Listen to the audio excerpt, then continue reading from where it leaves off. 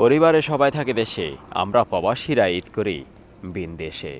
এখানে হাজারো মায়ের সন্তান থাকে একসাথে, রক্তের সম্পর্ক নেই তবুও তো ভাই। একের বিপদে শতজন এগিয়ে আসে এই সুদূর প্রবাসে। ঈদ আল্লাহর পক্ষ থেকে বড় ধরনের এক নেয়ামত।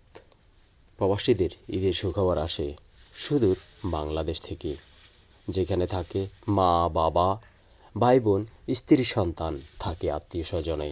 কারণ প্রকৃতপক্ষে তখনই ঈদের আমেজ বিরাজ করে মনে, যখনই শুনি পরিবারের সবাই ঈদ আনন্দ উদযাপন করছে হাসি খুশি মনে।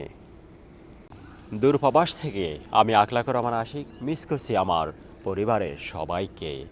আমার মতো লাখো কোটি প্রবাসী মিস করছেন আপনাদের পরিবারের সকল সদস্যদেরকে।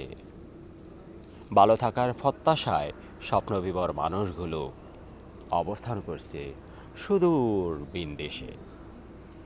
দূর থেকে দোয়া করি মহান রব আল্লাহর কাছে, আল্লাহ যেন সবাইকে সর্ব অবস্থায় ভালো রাখে, নিরাপদে রাখে।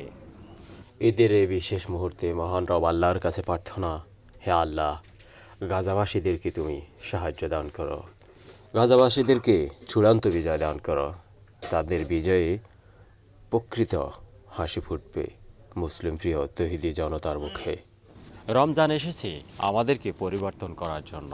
আমরা নিজেরা পরিবর্তিত হয়ে যেন সুন্দরভাবে আগামীর পথ চলতে পারি। আল্লাহ আমাদেরকে সেই তৌফিক দান করুক। সবাইকে ঈদের শুভেচ্ছা, ঈদ মোবারক। সংযমের শুদ্ধতা, বন্ধনের দৃঢ়তায় আনন্দমধুর হয়ে উঠুক ঈদের প্রতিটি মুহূর্ত। ঈদময় হোক আপনার জীবনের প্রতিটি মুহূর্ত। আকলাকুর রহমান আশিক, সুদূর ওমান থেকে এতক্ষণ সাথে থাকার জন্য সবাইকে ধন্যবাদ। ভালো থাকবেন সবাই, সর্ব অবস্থায় নিরাপদে রাখুক আল্লাহ সবাইকে। ফি আমানিল্লাহ।